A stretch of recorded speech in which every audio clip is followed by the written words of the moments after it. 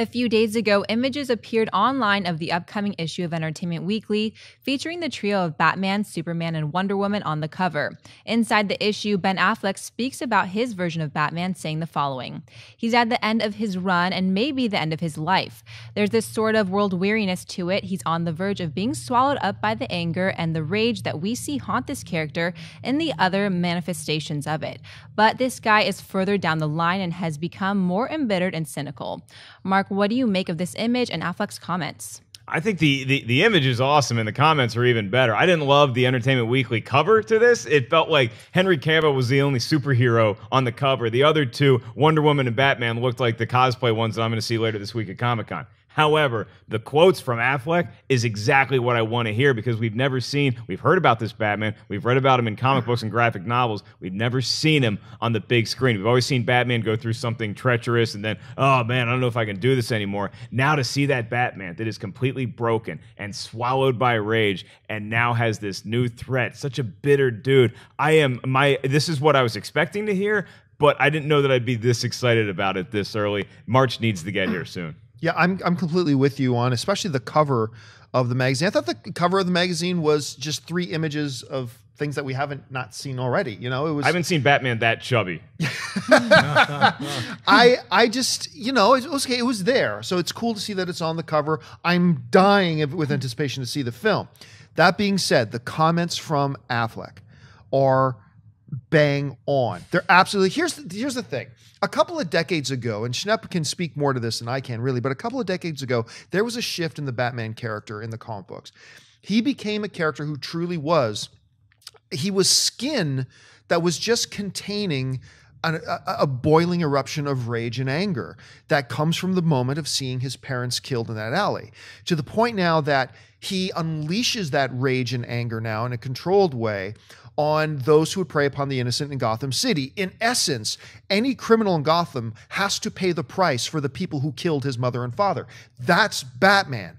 We started to get we did get a glimpse of that Batman in the Christopher Nolan, Christian Bale Batman.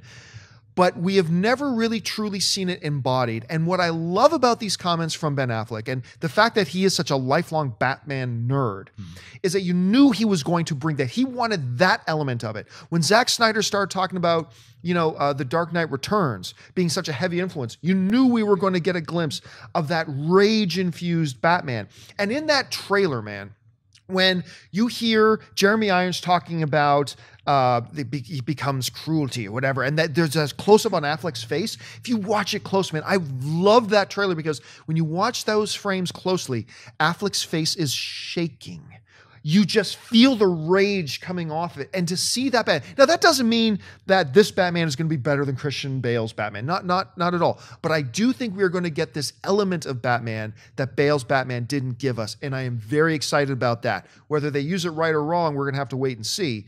But just the fact that they seem to be zoning in on that, super stoked. Anyway, Schnepp. I actually think this Batman is going to be the best Batman. I think it's going to beat all of the other Batmans because it's based on what you said, the original newer take of Batman, this rage-filled Batman who is personified in Frank Miller's The Dark Knight Returns. And that's what the first Tim Burton Batman took its first take from. That's what Nolan took his take from.